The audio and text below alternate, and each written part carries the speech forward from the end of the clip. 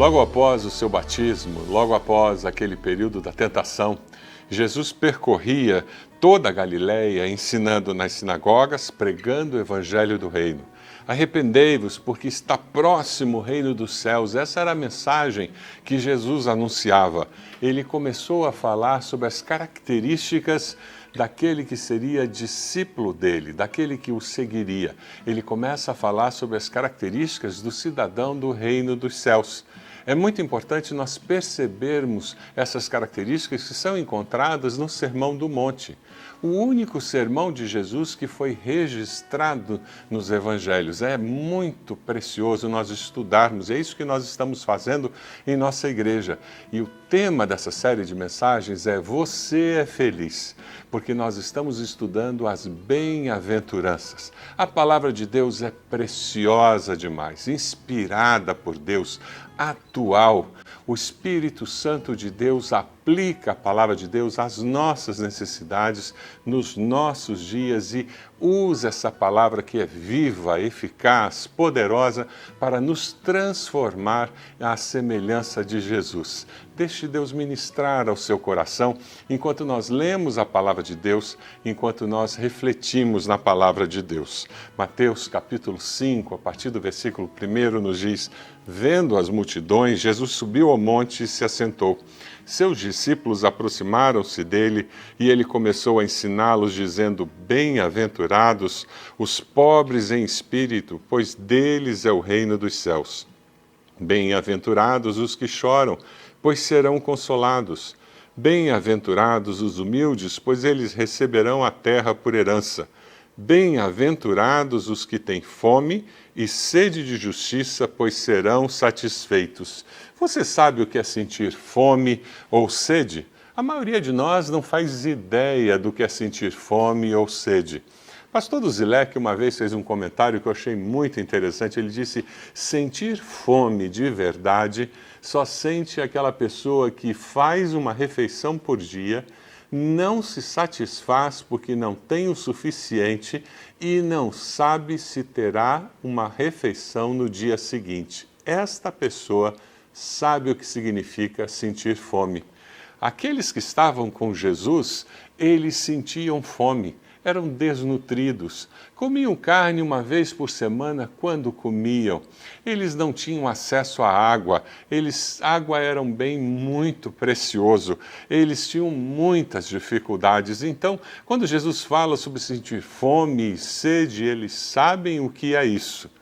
Por isso que quando Jesus multiplicou os pães e os peixes, eles queriam torná-lo rei. Eles comeram até se satisfazer, uma coisa que não acontecia na vida deles. E eles ainda viram que sobrou. Eles disseram: esse é o rei que nós precisamos. Mas é interessante nós pararmos para pensar, porque Jesus queria falar sobre algo ainda maior do que simplesmente sentir fome e sede, fome de comida e sede de água. Jesus queria falar sobre outro tipo de fome e sede. Ele queria falar sobre fome e sede de justiça. Jesus falava de algo mais. Quando você vê uma criança passando fome no sinaleiro, como você se sente? Quando você ouve a notícia de um pai que entregou sua filha de 10 anos para se prostituir por R$5, R$10, R$20, o que acontece com o seu coração? Como você se sente? Você tem fome de justiça? Quando você ouve a notícia na televisão de que um hospital pegou fogo, pessoas morreram, que pessoas enfermas tiveram que ser retiradas às pressas do hospital, porque no almoxarifado deu um curto-circuito e os bombeiros haviam avisado daquele perigo, a direção do hospital havia avisado e as autoridades não fizeram nada. Como você se sente? Existe indignação? Quando você ouve notícias de corrupção, desvio de verbas, de recursos do governo, você se sente indignado? Estruturas demoníacas controlam a nossa sociedade. Sentir fome, sede de justiça é sentir o desejo de trazer transformação. para destruir essas estruturas demoníacas que nos impedem de viver em uma sociedade mais justa. Quando Jesus fala sobre ser feliz, quem tem fome e sede de justiça, é interessante que ele tem em mente uma pessoa. Ele foca no indivíduo. Quem promove justiça não é uma instituição, é uma pessoa, porque a pessoa traz transformação nas instituições. Jesus diz que feliz é quem busca uma vida justa, porque essa pessoa promoverá transformação. Bem-aventurados os que têm fome e sede de justiça, pois serão satisfeitos. Quem que é feliz? Quem busca justiça, quem promove justiça, quem tem fome e sede de justiça. Você é feliz? O que é ter fome e sede de justiça? As palavras fome e sede, utilizadas no original, são palavras que expressam um desejo intenso. É essa indignação, é essa força que queima dentro de você quando você percebe que essas estruturas demoníacas estão prevalecendo. No tempo de Jesus, ele via isso ao seu redor e ele se indignava. Jesus não disse que era feliz quem era justo. Você observou isso no texto? Porque ninguém é justo, nenhum de nós é justo. O foco está em querer promover a justiça. O foco não está em ser justo, mas em ter fome e sede de justiça. Eu vou repetir. O foco não está em ser justo, mas em ter fome e sede de justiça. O foco está em estar envolvido em um processo de transformação pessoal, em buscar essencialmente a justiça de Deus na minha vida, promovendo isso na sociedade ao meu redor. Jesus via pessoas famintas, mas não por justiça. E é sobre isso que ele está falando nessa bem-aventurança. Tal fome espiritual é uma característica do povo de Deus, cuja ambição suprema não é material, mas espiritual. O povo de Deus decidiu buscar primeiro o reino de Deus e a sua justiça. Não é o que nós encontramos em Mateus 6,33? Busquem, pois, em primeiro lugar o reino de Deus e a sua justiça, e todas essas coisas lhe serão acrescentadas. Existem 3 aspectos da justiça na Bíblia. O primeiro é a justiça legal, justificação, um relacionamento certo com Deus. Os judeus buscavam a lei da justiça. Depois você tem a justiça moral, a justiça do caráter, da conduta que agrada a Deus. Jesus falou sobre isso em Mateus 5,20, quando ele diz: pois eu lhes digo que se a justiça de vocês não for muito superior à dos fariseus e mestres da lei, de modo nenhum entrarão no reino dos céus. É uma justiça do interior, do coração, da mente, das motivações. E existe a justiça social. A justiça social é a busca da libertação do homem da opressão, junto com a promoção de direitos civis, da justiça nos tribunais, da integridade nos negócios, da honra nos relacionamentos familiares. A justiça bíblica é mais do que um assunto particular e pessoal, empenhados em sentir fome e sede de justiça em toda a comunidade humana para o quê? Para agradar o coração de Deus. Eu gosto muito de ouvir minha esposa falando, e eu gosto quando eu sou convidado para sentar-me e ouvi-la como preletora. E numa dessas oportunidades, ela falou alguma coisa que eu anotei e guardei comigo. A Ede disse que boas obras não salvam quem as realiza, mas levam outros à salvação. E é verdade, as minhas boas obras não me salvam, mas elas fazem com que outras pessoas percebam que há esperança e há possibilidade de viver uma vida transformada. Pastor Marcos Paulo, pastor da nossa igreja, ele fez uma afirmação num sermão certa vez que eu tomei nota. E é por isso que eu gosto de usar esboço de sermão, porque algumas pérolas ficam comigo para sempre.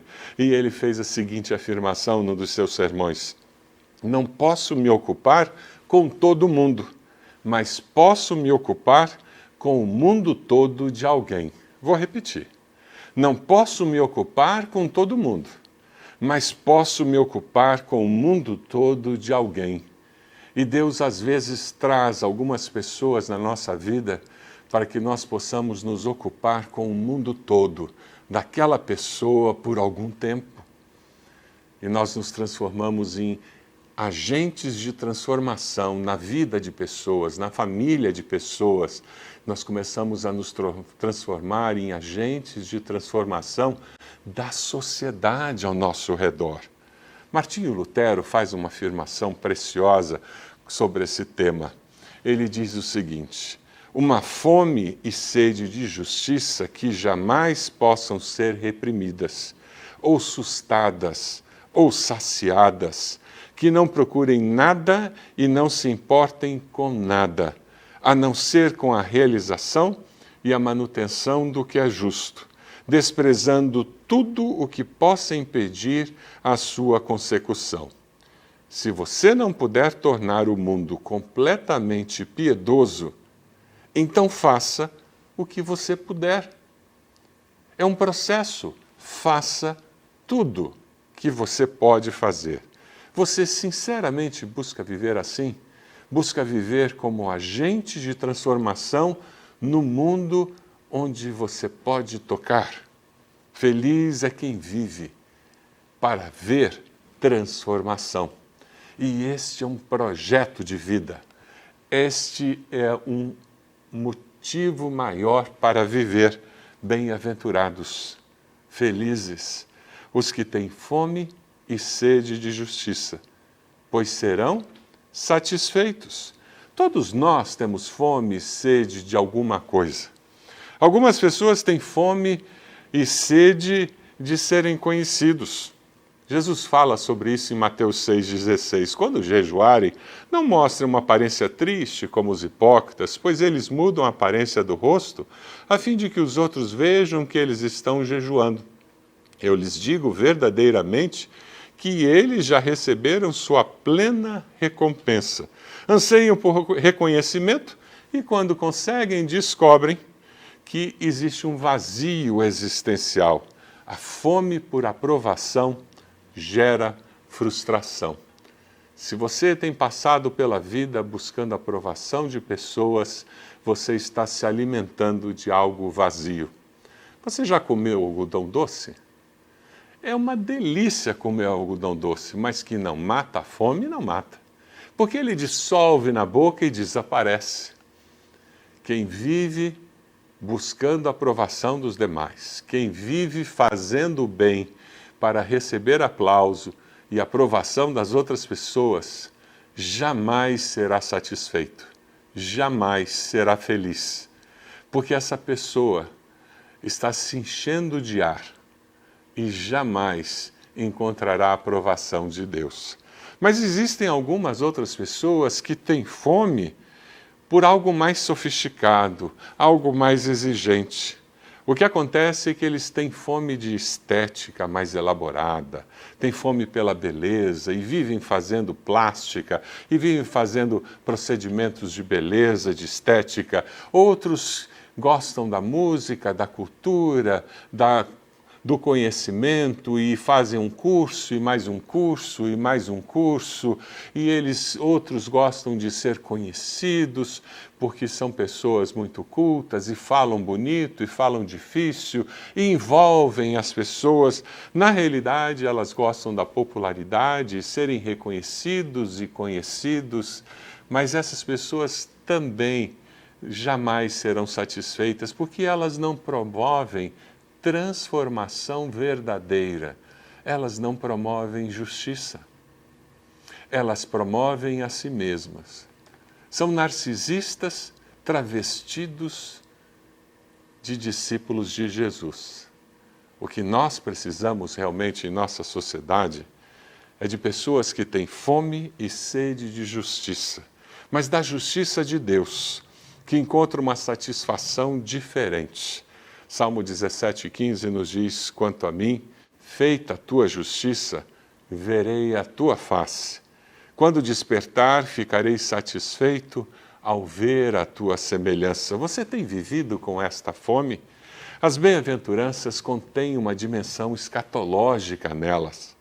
As bem-aventuranças, elas nos falam desse profeta Jesus, que Isaías 61 mencionava. Jesus vai na sinagoga e ele fala sobre isso de uma maneira muito linda, e relatado isso em Lucas 4.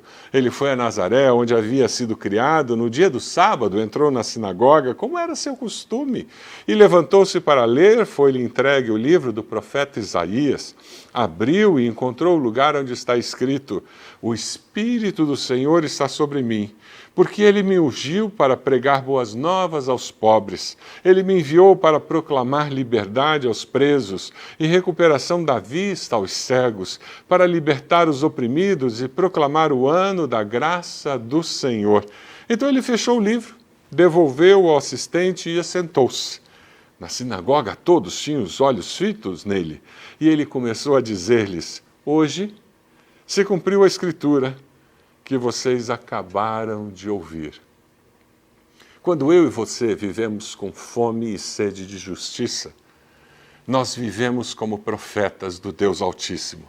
Eu, você, a IBB, nossa igreja, eu, você, sua família, minha família, nós nos transformamos em profetas do Deus Altíssimo.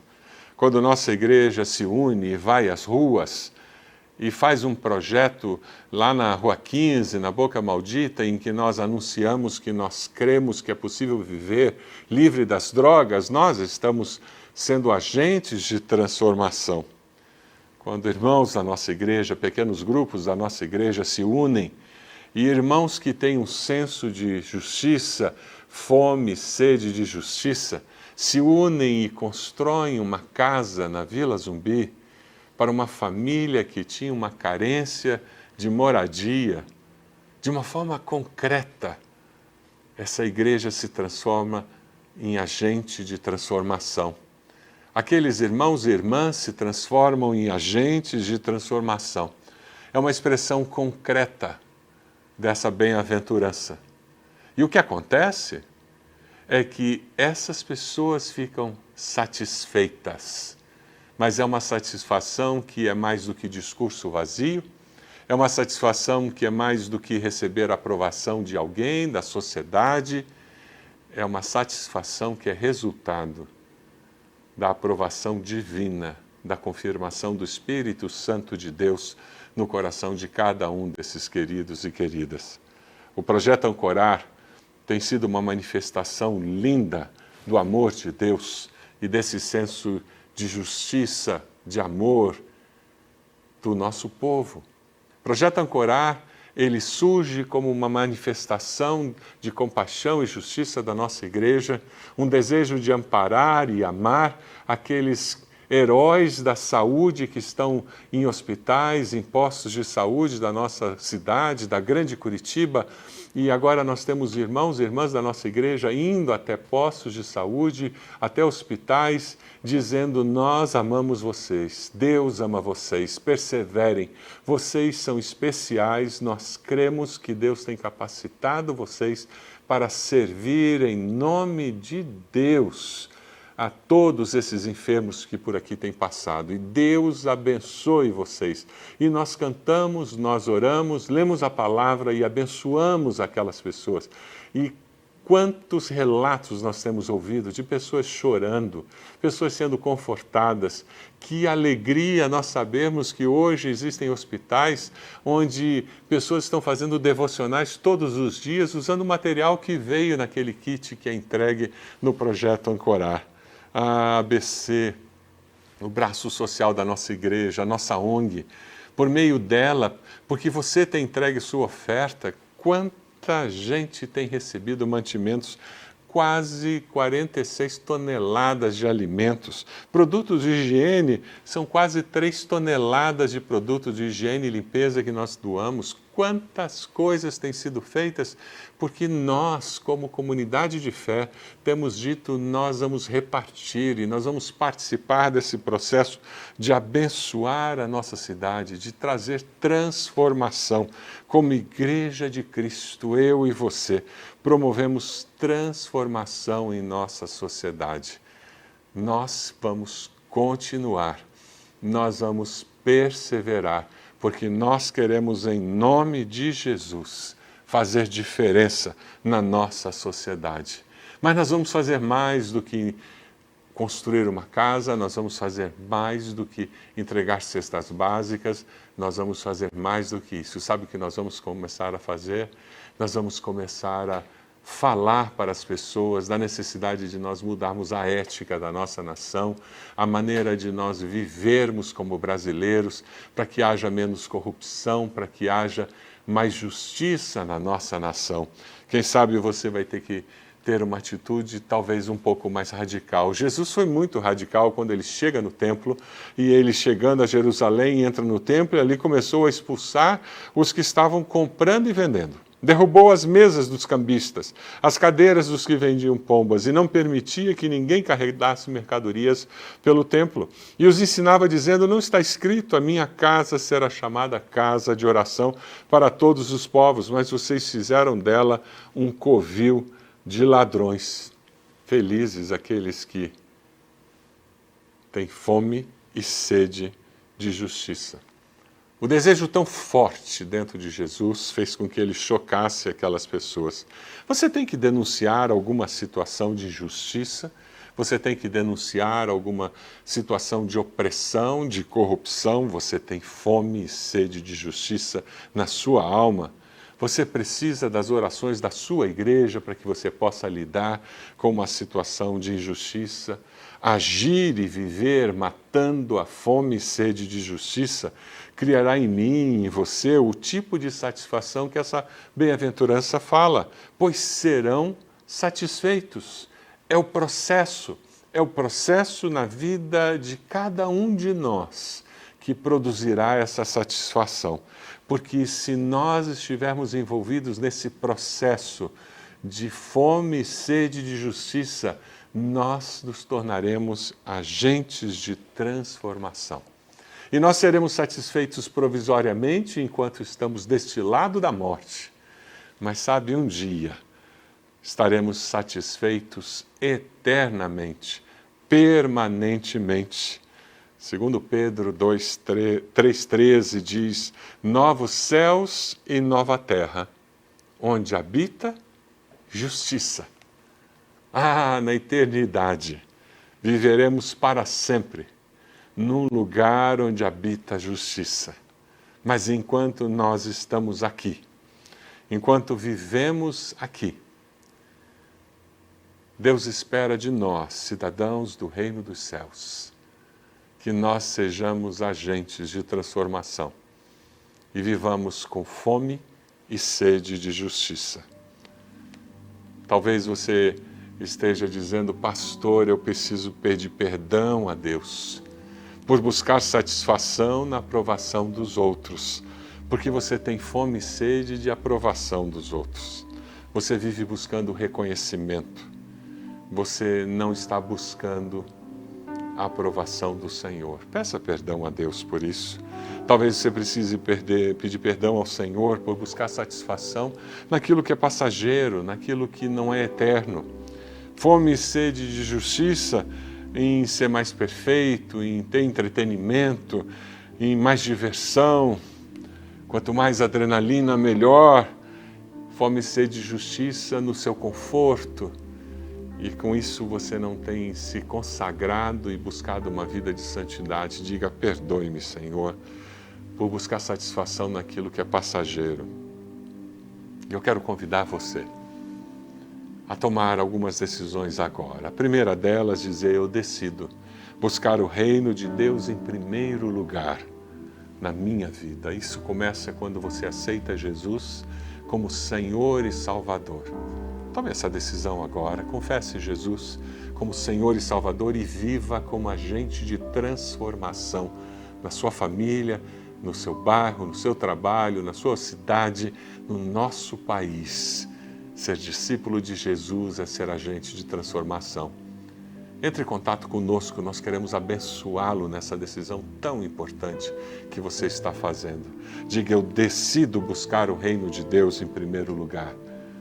Você que já tomou uma decisão um dia e precisa retornar à comunhão dos irmãos da igreja, diga, eu decido buscar o Senhor em primeiro lugar, eu vou retornar à comunhão, vou voltar para um pequeno grupo, eu vou começar a servir ao Senhor. Eu aceito o desafio de ser usado para quebrar as estruturas demoníacas dessa sociedade. Eu vou ser agente de transformação.